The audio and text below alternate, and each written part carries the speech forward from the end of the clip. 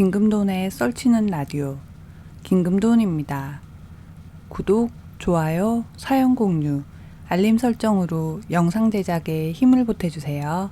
그럼 오늘의 사연 시작하겠습니다. 좀 있으면 가을 단풍이 예쁘게 지는 계절이 오겠네요. 저는 아내를 앞세우고 홀로 지내는 내순의 남자입니다. 해마다 가을이 오면 곱게 물든 단풍을 주워다 아내에게 가져다 주었어요. 아내가 생전에 단풍을 무척 좋아했거든요.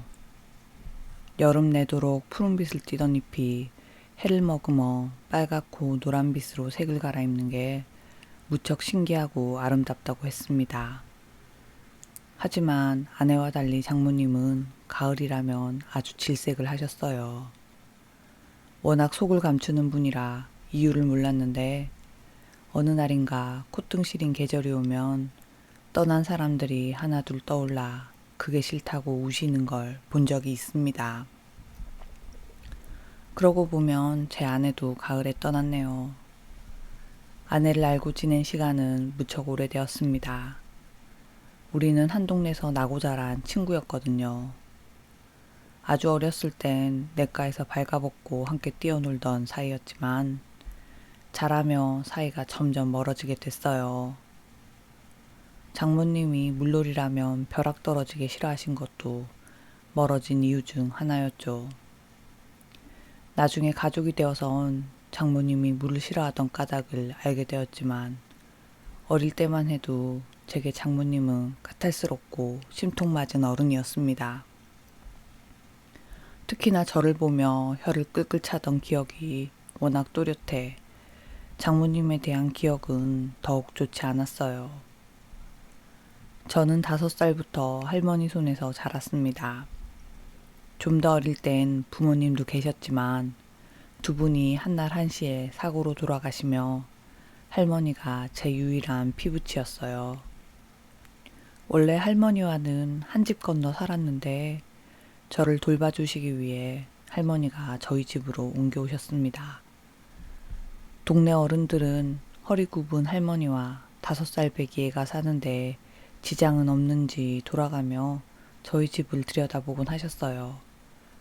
매번 끼니는 챙겼는지 물어보고 파시며 보리며 먹을 걸 가져다 주셨습니다. 그러고도 제가 안쓰럽게 여겨졌는지 동네 어귀에 멍하니 앉아 흙장난을 하고 있으면 삶은 콩을 한 주먹 쥐어주고 가셨어요. 원래 마음이 허하면 다 허기지는 법이야. 이거라도 주워 먹으면서 놀아라. 지금 생각하면 어린 제가 느꼈던 부모님의 부재보다 동네 어른들이 그 슬픔을 훨씬 더 크게 느낀 게 아닌가 싶습니다. 요새같이 아파트 감옥에 갇혀 사는 사람들은 대문 활짝 열고 이웃과 같이 살아가던 그 시절을 이해할 수 없지 싶어요. 어쨌든 하나라도 더 살피는 동네 어른들과 달리 장모님은 생전 그런 내색 한번 없으셨습니다. 매번 저를 보며 혀를 끌끌 차는 게 전부였어요. 하지만 나중에 할머니께 이야기를 들어보니 장모님도 혼자 남은 저를 꽤나 불쌍히 여겼던 것 같습니다. 특히나 제 부모님과 장모님이 무척 친한 사이여서 남들보다 더 애틋하게 여기셨나 보더군요. 저만 몰랐지 집안의 대소사는 항상 할머니를 도와 장모님이 함께 치렀다는 걸 다 커서 알게 되었죠. 하지만 그런 거야 어릴 때는 모르는 일이고 한참 클 때까진 장모님을 좋아하지 않았습니다. 저뿐 아니라 동네 제 또래 애들은 전부 제 장모님을 무서워했어요.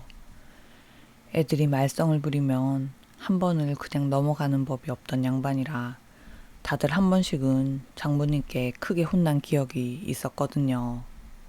아주 어찌나 별난지 이놈들 오늘 등껍질 다 벗겨지게 혼줄이 나봐야 다시는 말썽을 못 피우지.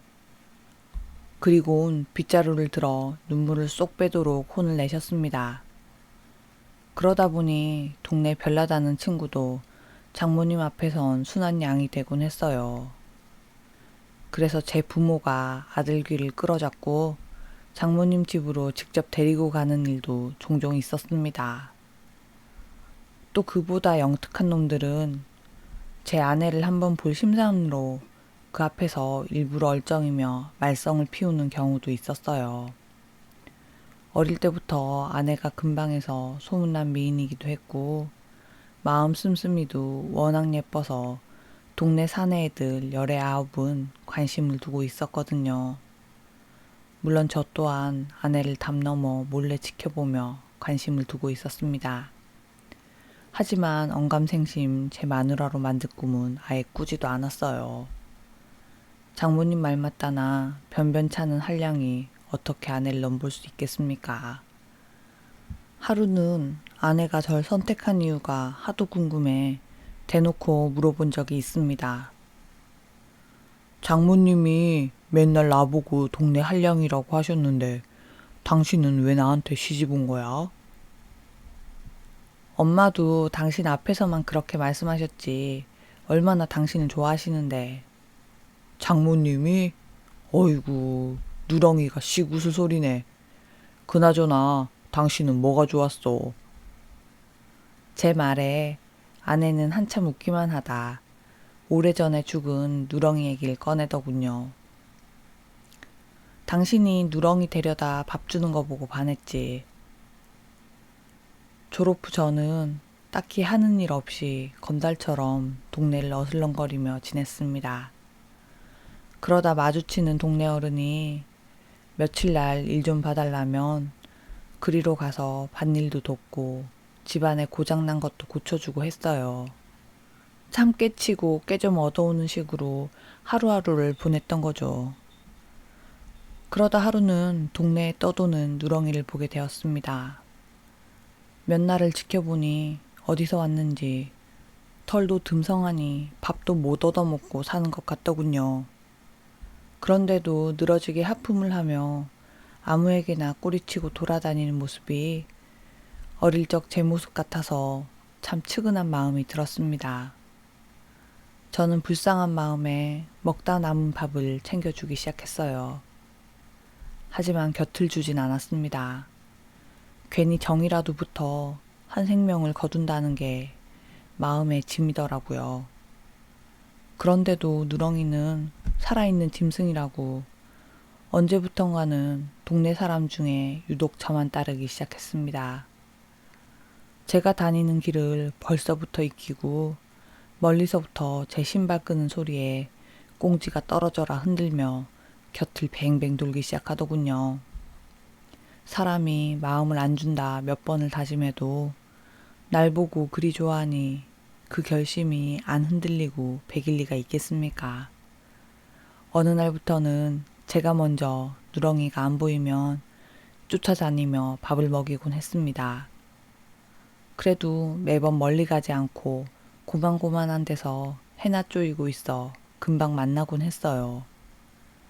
그런데 그날은 진작부터 꼬리치고 올 누렁이가 아무리 불러도 보이지 않았습니다. 제 속에서 불길한 생각이 올라와 누렁이를 부르며 온 동네를 뒤지고 다녔어요. 하지만 몇 바퀴를 돌아도 누렁이가 보이지 않았습니다.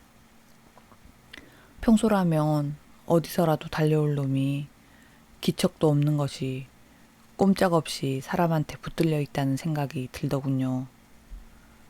동네에서 그런 짓이라면 주정뱅이 영감 말고는 딱히 짚히는 데가 없어 저는 주정뱅이 영감네로 숨도 참고 뛰어갔습니다. 아니나 다를까 주정뱅이 영감네에 누렁이가 30cm도 안 되는 짧은 노끈에 묶여 있더군요. 마당 한가운데엔 가마솥이 놓이고 물이 펄펄 끓이고 있는데 순간 어찌나 아찔하던지 당장에 마당으로 뛰어들어갔습니다. 아재, 뭐 하는 거예요? 영감에게 뭐 하는 거냐 물으니 뱃속에 기름칠 좀 한다고 능글맞게 웃어 보이더군요. 거참, 아재 여기 10,000원 드릴 테니 그게 나 주세요. 네 개라고 우겨봐야 통할 것 같지도 않고 주머니에 있는 돈 몇 푼 쥐어주고 누렁이를 집으로 데려왔습니다. 그때부터 누렁이에게 정을 주며 겨울에는 방으로 들이고 여름에는 시원하게 등목도 해주며 함께 살았지요. 물론 동네 어른들께 냄새나는 개나 끌어안고 사니 저거 장가도 못 갈성 싶다고 잔소리는 꽤나 들었습니다. 그런데 인연은 하늘에서 전부 정해주는 건지 동네에서 한심한 논 취급받는 절 아내는 그때부터 마음에 뒀다고 하더군요. 원래부터 짐승을 무척이나 아끼던 아내는 장모님이 아주 질색을 하는 바람에 자라면서 내색도 할 수 없었다고 합니다. 그런데 제가 누렁이를 돌보는 것이 아내의 마음을 흔들었나 봅니다. 생전 저에게 눈길 한번 안 주던 여자가 그 바람에 저와 결혼을 결심했다니요. 그때 제 나이가 21였는데 그 후로 아내와 인연을 이도저도 아니게 어울려 지내다 23세 가락지 하나씩 나눠 끼고 결혼하게 되었습니다.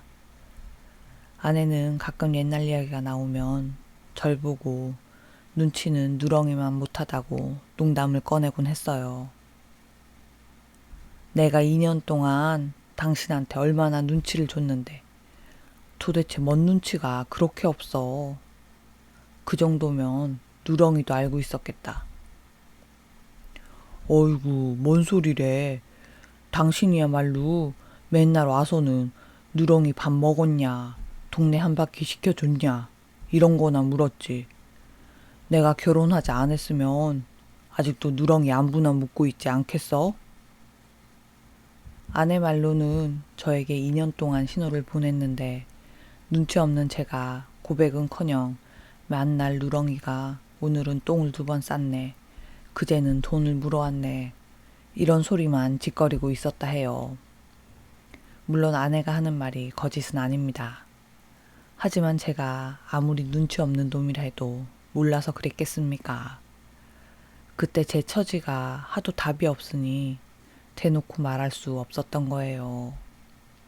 당시에 앞으로 뭘 해먹고 살아야 늙은 할머니 호강시켜드리고 또 들꽃같이 예쁜 마누라를 얻을 수 있을까 고민이 많았습니다. 그런데도 딱히 일자리는 얻어지지 않고 해서 아는 사람 소개로 원양어선에 올까 한참 고민 중이었죠. 1, 2년 멀리 나갔다 오면 그 당시 제 주제로는 만질 수도 없는 큰 돈을 벌어올 수 있다니 귀가 팔랑거렸습니다. 물론 배를 타려니 마음 한구석에 영 내키지 않는 일들도 천지였어요.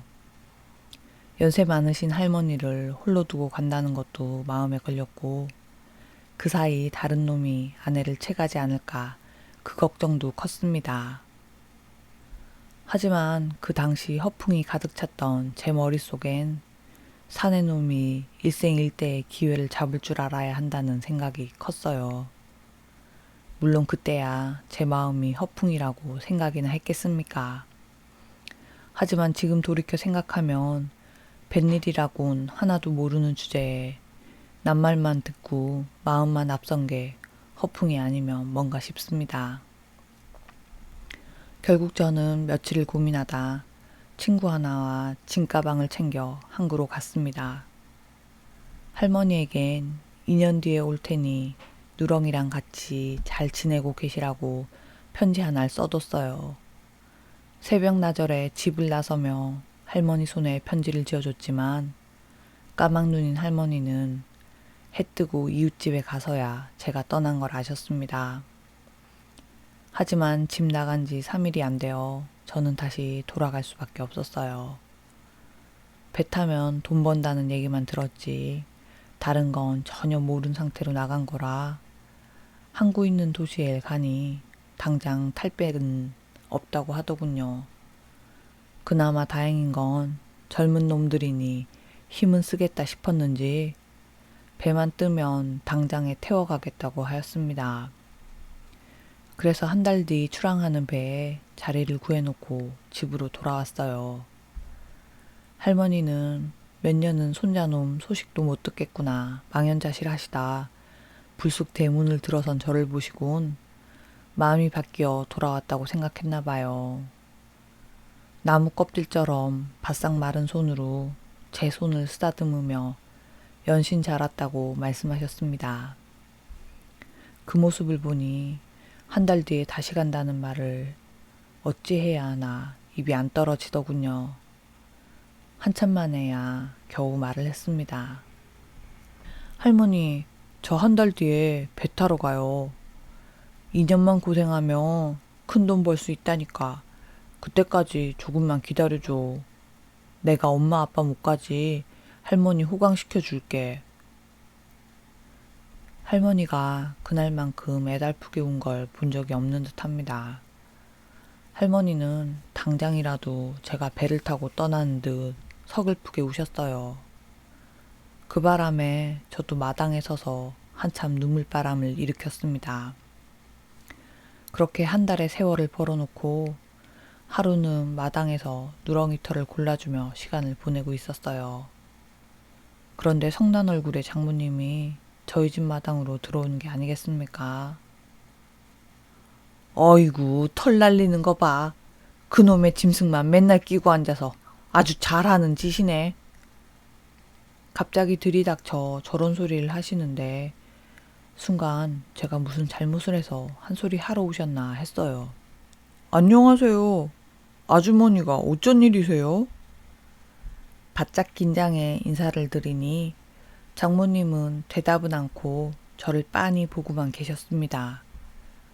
괜히 머쓱한 마음에 빗질이라도 할 생각으로 빗자루를 집어들었어요. 입에 털 들어가게 뭐 하는 짓이야? 어이구 속 터져. 네 할머니는 어디 가셨냐? 이번엔 또 할머니를 찾으시기에 볼 일이 거기 있나 보다 하고 냉큼 밭에 계신다 말씀드렸죠.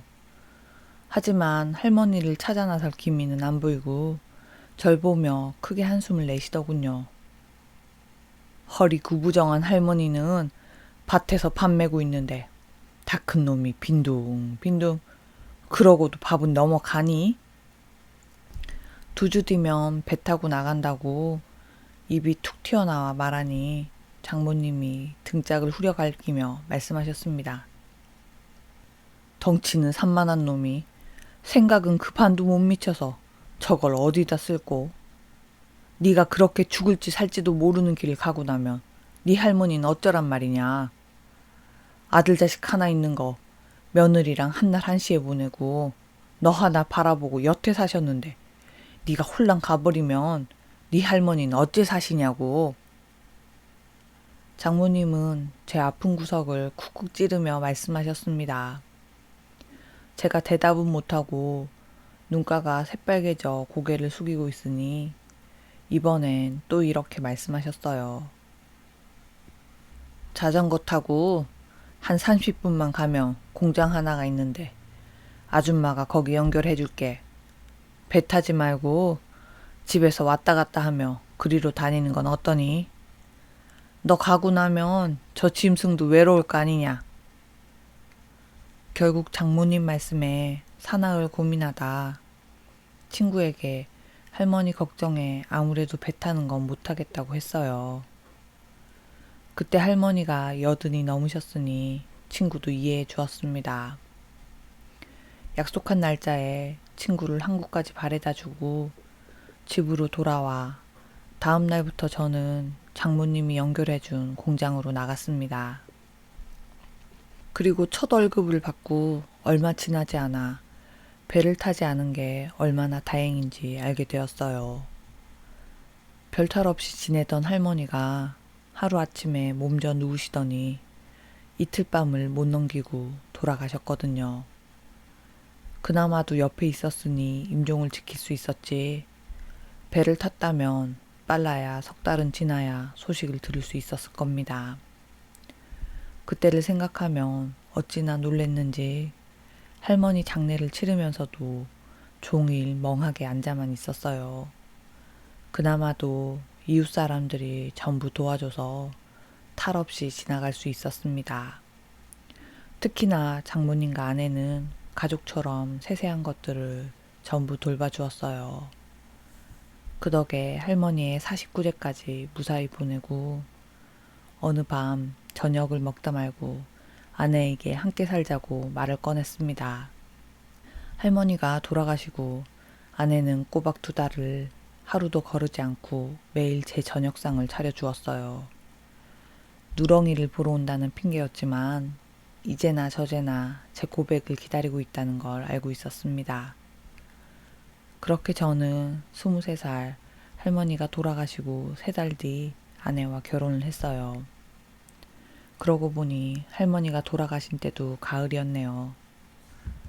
아내와 저는 제가 태어나고 자란 낡은 집에서 하나씩 고쳐가며 누렁이와 함께 새살림을 시작했습니다.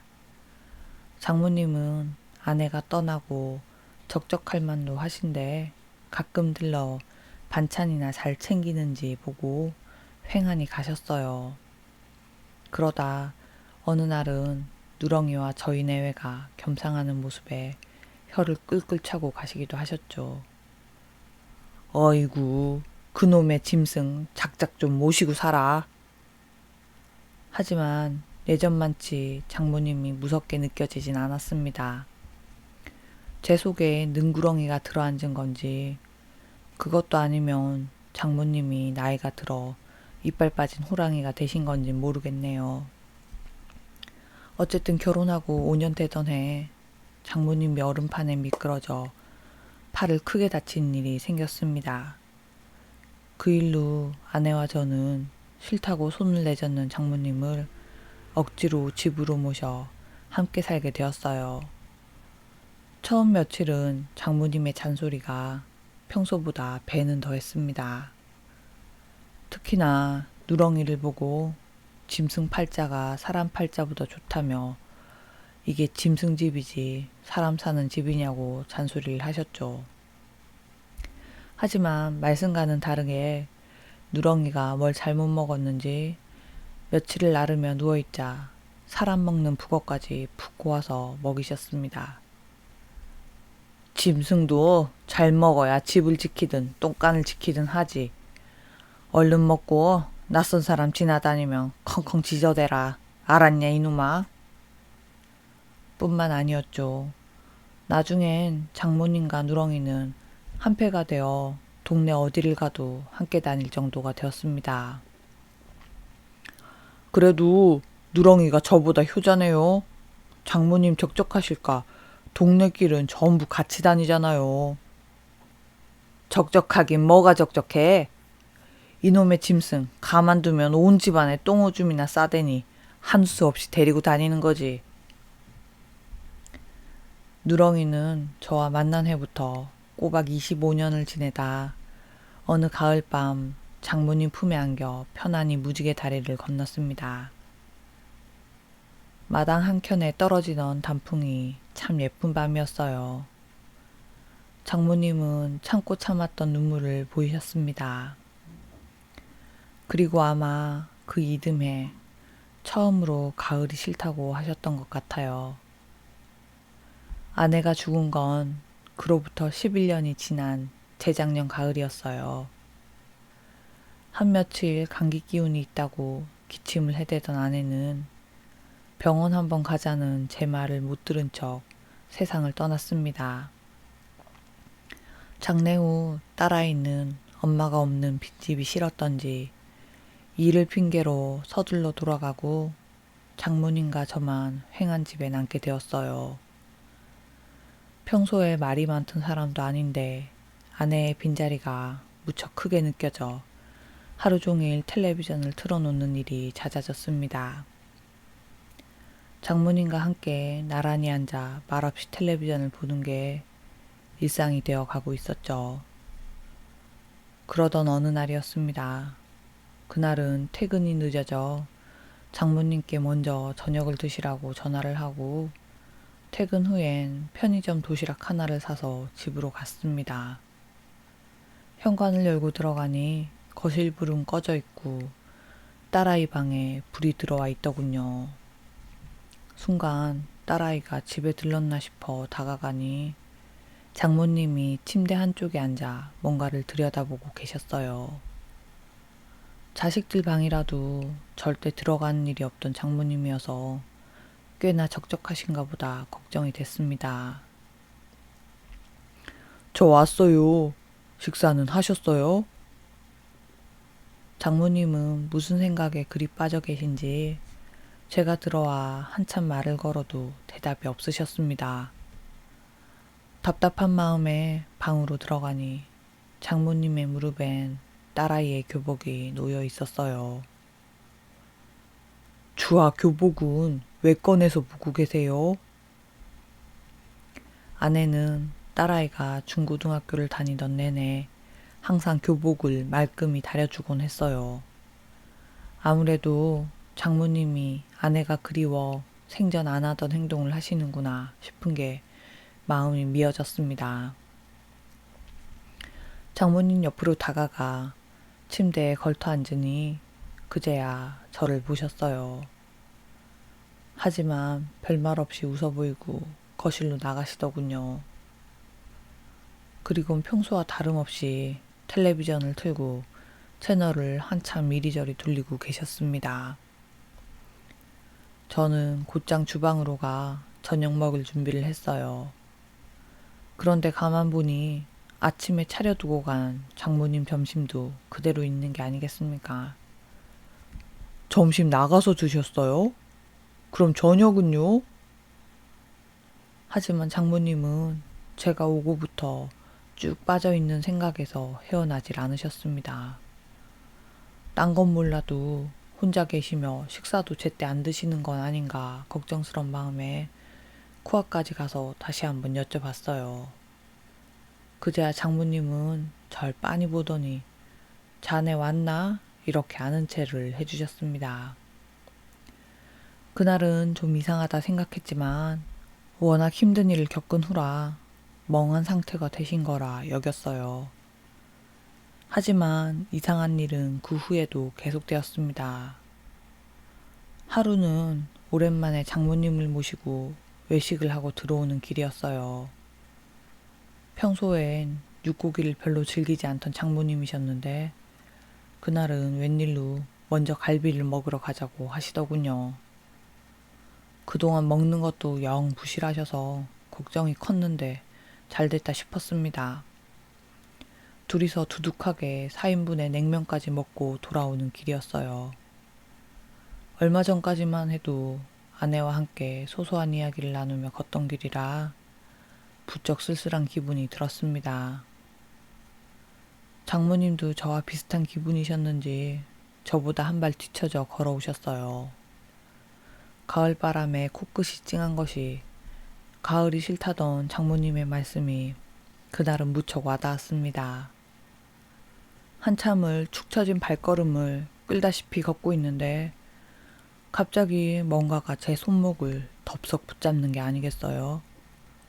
손을 보니 장모님의 마른 장작 같은 손이 저를 붙잡고 있더군요. 오늘 너무 기분 좋다. 그런데 장모님의 표정이나 말투가 제가 알던 그 모습이 아니었습니다. 생전 본 적 없는 다정한 눈길로 저를 바라보고 있었어요. 당황스러운 마음에 뭔 말이든 해야겠다 싶어 말을 더듬고 있는데 순간 장모님이 놀란 듯 제 손을 뿌리치고 앞장서 급하게 걸어가기 시작하셨습니다. 그날 밤늦은 시간까지 잠도 못 잤어요. 어찌 된 건지 속을 알 순 없지만 장모님에게 큰일이 났구나 싶었거든요.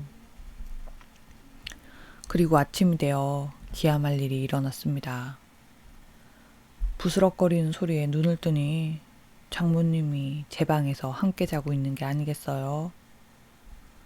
그나마 다행히도 멀찍이 떨어진 제 발치에서 자고 계시긴 했지만 보통 일이 아니라는 건 확실했습니다. 그날 저는 일도 나가지 않고 장모님이 일어나시길 기다렸어요. 잠시 후 제 기척 때문인지 잠에서 깬 장모님이 거실로 나오셨습니다. 어째 내 방을 두고 자네 방에서 잤는가 모르겠네. 장모님, 오늘 저랑 같이 병원 한번 가보는 게 어때요? 제 말에 장모님은 아픈 곳 하나 없이 멀쩡하다며 오히려 성을 내셨어요. 하지만 일주일이 지나지 않아 장모님이 먼저 병원 얘기를 다시 꺼내셨습니다. 자네 말대로 뭔 일이 생기긴 했나 보네. 당장 요양원 좀 알아봐 주게나. 전날 아침 일찍 산에 다녀오겠다던 장모님이 보통 같으면 진작 돌아올 시간이 지났는데 연락도 닿지 않는 일이 있었거든요. 놓친내 혼자 산에 보낸 게 어찌나 후회스럽던지 앉은 자리에서 몇 번이나 제 머리를 쥐어박았습니다. 그래도 다행인 건 산으로 쫓아 올라간 지 얼마 지나지 않아 장모님을 찾을 수 있었다는 거죠. 장모님은 등산로 한쪽에 마련된 벤치에 넋을 놓고 앉아 계셨어요. 제가 여기서 뭐 하시냐 여쭈니 절 알아보긴 하시는데 본인이 왜 산에 있는지는 전혀 모르시더군요. 일단 모시고 내려와 별말 않고 밤을 보내고 나니 다음날 장모님이 먼저 병원 얘기를 꺼내신 겁니다. 그렇게 장모님을 모시고 병원에 가니 제 예상대로 치매 진단이 내려졌어요. 당장이라도 요양원에 들어가겠다는 장모님을 억지로 모시고 집으로 돌아가는 길에 노란 가을빛이 참 예뻤습니다. 장모님은 창밖을 내다보며 오래전 떠난 누렁이 얘기를 꺼내셨어요. 우리 딸이 그래도 맘씨는 고와서 털 날리는 짐승도 지 자식처럼 애꼈는데 지금은 같이 있나 모르겠네. 그리고 그날 장모님은 끝내 눈물을 보이시며 콧등 시린 계절은 이별이 떠올라 싫다고 하셨어요. 그 후 장모님의 치매는 하루가 다르게 나빠져 갔습니다. 어느 날부턴가는 종일을 함께 있어도 제가 사위라는 걸 모르는 눈치였어요. 가만 보니 장모님은 아주 옛날로 돌아가 20대를 추억하는 것 같았습니다. 그때 문득 이제는 구부정한 허리를 바짝 펴서 서지도 못하는 장모님의 젊은 날이 궁금해지더군요. 장모님은 서너 살 무렵 아버지를 따라 제가 나고 자란 동네로 왔다고 해요. 생전에 할머니 말씀을 그대로 옮기자면 어릴 적 장모님은 새끼 돼지 마냥 허옇고 통통해 시골 동네의 새까만 아이들 사이에서 유독 눈에 띄었다고 합니다. 장모님의 아버지는 쾌활하고 넉살 좋은 성격으로 이 집 저 집 일을 도우며 밥벌이를 하셨대요. 워낙 성격이 좋아서 연고도 없는 좁은 시골 동네에서 그나마도 무던히 자리를 잡을 수 있었다고 합니다. 그런데 모르긴 해도 저한테 장모님 아버지와 닮은 구석이 있었는지 장모님은 가끔 지나는 말로 우리 아버지가 딱 자네만치 속이 태평이라 어이구 이렇게 말씀하셨습니다. 말로는 아버지에게 정이라고는 하나 남은 것도 없는 듯이 말씀하셨지만 동네 어른들 얘기를 듣자 하니 장모님이 어르신을 무척 따랐다고 해요. 두 부녀는 마을에 뿌리를 내려 한참 지내다 어느 날인가 돈 벌러 간다고 항구마을로 떠났다고 합니다. 그리고 더 오랜 시간이 지나서 어느 날인가 커다랗게 부른 배를 지고 장모님 혼자 마을로 돌아왔대요. 무슨 일이 있었는지 같이 간 어르신은 돌아오지 않고 처녀 혼자 애를 뵈서 오니 마을 어른들은 딸이 아비 없는 자식을 배우자 그 사람 좋던 영감도 딸과 연을 끊었다고 소문을 만들어 떠들었나 봐요. 하지만 나중에 장모님께 듣기로 어르신은 장모님이 아이를 뵌 줄도 모르고 돌아가셨다고 합니다. 먼 바다로 나가는 작은 고깃배를 탔던 어르신은 어느 하루 큰 파도에 휩쓸려 돌아가시게 되었다고 해요. 그나마도 시신을 찾아 장례를 치러줄 수 있었던 게 기적이라고 말씀하셨죠. 하지만 장모님은 아내의 아버지에 대해선 한 번도 이야기를 꺼낸 적이 없었습니다. 그래서인지 아내는 아버지에 대해 궁금해하면서도 실망스러운 사람이라 비밀로 하는 건 아닐까 걱정을 했었어요. 물론 그런 마음은 아내만 가진 게 아니었어요. 온 동네에서 깡패니 건달이니 말이 많았으니까요. 어떤 비밀이 있건 그건 젊은 날 장모님이 마음속에 묻어둔 추억이 돼버렸습니다. 그런데 장모님의 치매 증상이 더해갈수록 아무에게도 말하지 않은 그 시절로 돌아가는 것 같았어요. 그리고 가끔은 저를 그곳으로 데려가기도 하셨습니다. 그 무렵 저는 일을 잠시 쉬면서 장모님을 돌보고 있었어요. 정신만 돌아오면 내도록 밖으로 나가버려 잠시도 눈을 뗄 수가 없었거든요. 정신이 흐려진 날 장모님은 종일 딸아이 방에 앉아 화장을 하거나 곱게 단장하며 소일거리 하셨습니다. 그리곤 제게 꾸민 모습을 보여주며 어떻게 보이는지 묻곤 하셨어요. 또 어떤 날은 제 손을 잡고 밖으로 바람을 쐬러 가자고 청하기도 하셨습니다. 겉으로 말은 안 했지만 아마 저를 아내의 아버지, 그러니까 제 장인어른이라 여기는 게 아닌가 싶었어요. 다 늙은 얼굴이지만 소녀처럼 웃는 장모님의 모습은 누가 봐도 사랑에 빠진 여자였거든요. 그때 그런 생각이 들었습니다. 아내나 동네 사람들이 추측하듯 장인어른이 아주 날건달 사내는 아닐 거라는 생각이요. 무슨 곡절로 두 분이 이어지지 못했는진 모르지만 다 뜻이 있어 가슴에 품어뒀구나 싶었습니다. 그렇게 시간이 지나 아내가 죽고 꼬박 1년이 흘러 다시 돌아온 가을밤이었어요. 그날 저는 바깥 볼 일이 있어 하루를 통째로 집을 비웠습니다. 혹시나 장모님에게 무슨 일이라도 날까 싶어 이웃집에 잘 좀 들여다 봐달라고 부탁을 하고 나갔었죠. 그리고 집으로 돌아오니 장모님은 방에 있었고 이웃은 별일 없이 하루가 지나갔다고 했습니다. 그런데 옆집 사람이 가고 나니 장모님이 셀쭉한 표정으로 저를 휙 쳐다보곤 거실을 왔다 갔다 하더군요. 무슨 불만이 있구나 생각은 들었지만 너무 피곤해 그대로 잠자리에 들었습니다. 그런데 새벽이 되어 누가 옆에서 흐느끼는 소리가 들리는 게 아니겠어요? 꿈결에 귀신이 곡하는 소리라 여겨 깜짝 놀라 잠에서 깼습니다. 그런데 잠에서 깼을 땐 귀신보다 놀랄 일이 기다리고 있었어요. 장모님이 제 발치에 엎드려 발등을 두 손으로 감싼 채 울고 있었거든요. 놀라서 자리에서 벌떡 일어났지만 장모님은 잡은 발등을 놔주지 않았습니다. 또다시 기억 어딘가로 떠난 듯 보였어요. 우리 아버지 불쌍해서 어쩌누 이 말을 반복하며 우시더군요. 평생 고생만 하다 그 차가운 바닷물에서 이렇게 가시니 불쌍해서 어째요. 장모님의 울음이 어찌나 구슬픈지 지켜보던 저마저도 눈물이 날 지경이었습니다.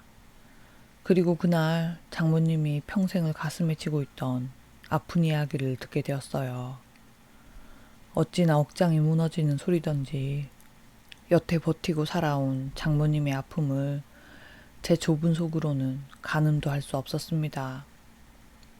아버지, 그 사람은 꼭 살게 해주세요. 아버지 가시는 길에 기동씨가 보이걸랑 냉큼 쫓아내 주세요. 앞으로 저는 평생 그 사람 못 만나도 돼요. 아니, 제가 죽는 날까지 없는 사람인 것처럼 믿고 살게요. 그러니 아버지 가시는 길에 기동씨는 데려가지 말고 여길로 쫓아주세요. 그 후 장모님은 저를 붙잡고 한참 더 속에 있는 울음을 터뜨렸어요. 저 또한 그 긴 세월을 오늘 전부 털어버리라는 심정으로 장모님과 함께 긴 밤을 울며 지샜습니다. 그리고 다음날 아침 장모님은 언제 그랬냐는 듯 아주 말짱한 모습으로 돌아와 계셨어요. 그 후 장모님은 아주 맑은 정신으로 딱 열흘을 지내다 아내와 누렁이를 찾아 먼 여행을 떠나셨습니다. 하지만 워낙 꼬장꼬장한 분이셔서 가는 날까지 제 속을 편히 두지는 않으셨어요. 새벽에 울음을 터뜨렸던 그날로 두 밤이 더 지나고 아침부터 장모님이 보이지 않았습니다.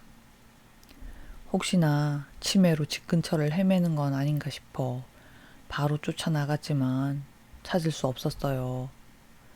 다시 집으로 돌아와 장모님 방을 이리저리 뒤져보니 옷가지 몇 개가 없더군요. 맑은 정신이 오면 사위 고생할까 싶어 몇 번이나 저 몰래 짐을 챙겨 나가길 반복했는데 이번에도 그렇지 싶었습니다. 아니나 다를까 식탁을 보니 좀 전까지 보지 못했던 쪽지 한 장이 놓여 있더군요. 장모님은 생애 마지막에 꼭 가야 할 곳이 있다며 이제 다 잊고 제 삶을 살라고 적어두셨습니다. 그런데 그 쪽지를 보는 순간 어디로 갔는지 알 것 같았어요. 오래전에 장모님이 아버지와 함께 살았다는 그 바닷가 마을일 거라 예상했습니다.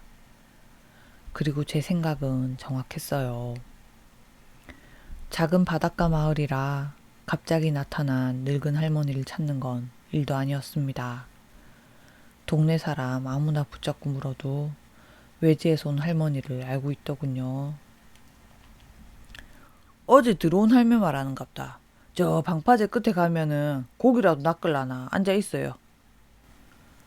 동네 사람들이 말하는 곳으로 가니 파도도 멈춘 잔잔한 바다 끝에 장모님이 앉아 계셨습니다.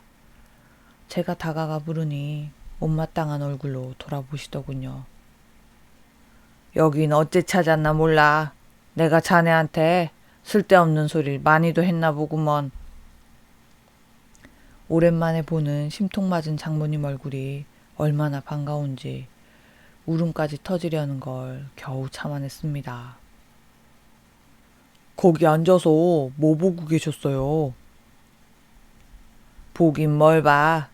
지긋지긋한 바다나 들여다보고 있었지. 가을바람이 차요. 묵고 계신 데서 몸 좀 데피고 얼른 올라가요. 지금 출발해도 저녁이나 돼야 도착하겠구먼. 어이구 미련한 양반아. 내 묻힐 곳 내가 알아 찾아온 건데 가긴 어딜 가나? 자네나 하루 묵고 내일 일찌감치 올라가게. 뭔 소리 하시는 거예요? 저랑 같이 오래오래 오손도손 사셔야죠. 돌아갈 길이었으면 다시 여길로 오지도 않았을 거네. 내 평생 마지막 날만 기다리며 하루하루 살아왔어. 여길로 오려고 그 긴 시간을 견뎠단 말일세. 노인네 눈에 눈물까지 고이는 걸 보니 저도 그곳에 잠시라도 터를 잡아 장모님과 함께 보내려 마음을 굳혔습니다. 운이 좋았는지 곧바로 짧게 지낼 수 있는 집도 구해 바로 그날로 터를 잡았어요. 그때만 해도 장모님에게 남은 시간이 길 거라 생각했습니다. 하지만 제 생각과 달리 장모님은 그곳에서 일주일을 보내고 어느 때보다 편안한 얼굴로 돌아가셨어요. 장례를 치르고 한 달이 지나 바닷가 마을에 얻어놓은 집을 정리하러 갔습니다. 그 사이 가을이 깊어져 코끝이 시려오더군요. 그런데 한 달을 비워둔 집은 마치 누군가 꾸준히 손을 본 듯 말끔히 정리가 되어 있었습니다. 희한한 일이다 여기며 얼마 되지 않는 짐을 꾸리고 있었어요. 그런데 그때 대문 열리는 소리가 나고 웬 노인네 한 분이 들어오는 겁니다. 영락없는 촌부의 얼굴이지만 선한 눈빛이 무척 총기 있어 보이는 분이셨어요. 무슨 일이냐 여쭈니 청소나 해줄 겸 들렀다고 하시더군요. 그런데 사람의 감이라는 게 있지 않습니까? 혹시 여기 계시던 어르신이랑 아는 사이세요?